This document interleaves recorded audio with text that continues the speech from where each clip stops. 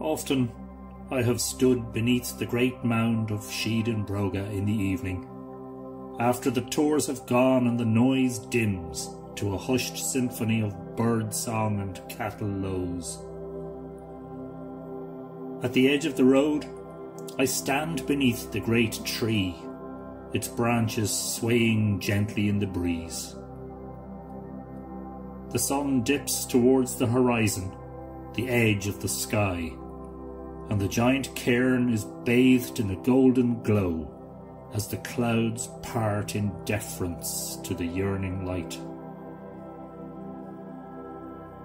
One more time the monument catches the glow, and for a moment a majestic vision is revealed.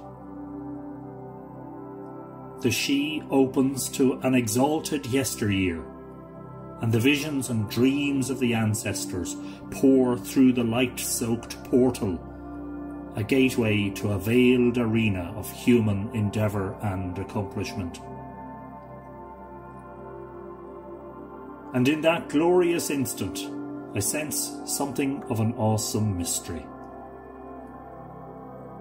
The light brings with it waves of vivid visions, and in rapture I am among crowds, and there is ceremony and heaving movement and tremendous noise.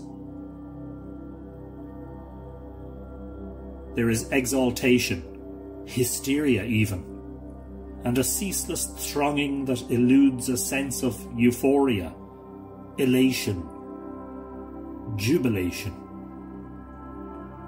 It is Lughnasa, and the harvest has been good.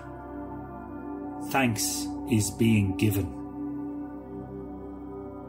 Here and there, in the great natural amphitheatre of the bend of the Boyne, the sunbeams illuminate, parading and sporting and feasting.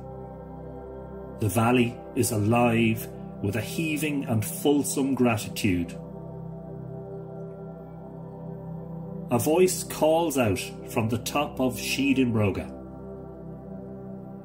There, in the golden glow of the evening sunlight, is a solitary man, cloaked and mysterious, grasping aloft a forked branch. The crowds fall silent. He shouts arcane words in an unknown language. A great cheer emanates from the swarming congregation, louder than a multitude, and the people begin to sing and chant. But just as I begin to join in the singing, the sun is obscured by cloud. The great monument falls into shadow, and the scene shimmers and darkens, and the noise dims to a whisper. The portal closes, and the great scene vanishes. I am alone at sídhe in Broga once more. As the light fades, I watch as the swiftsome swallows dance in the air above the stately mound. They swoop and swirl in spiralling rhythm, as if they too are celebrating a bountiful harvest. For a moment, I imagine that great scene once more, among the crowds, and there is a longing in my heart, a calling from the deep. It is as if I had been there before, in a far distant past age, and now a great host has vanished.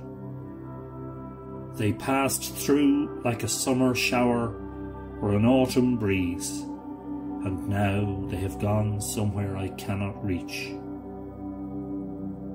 Soon the swifts and swallows will prepare for their own great journey, southwards towards the sun. When will I see them again?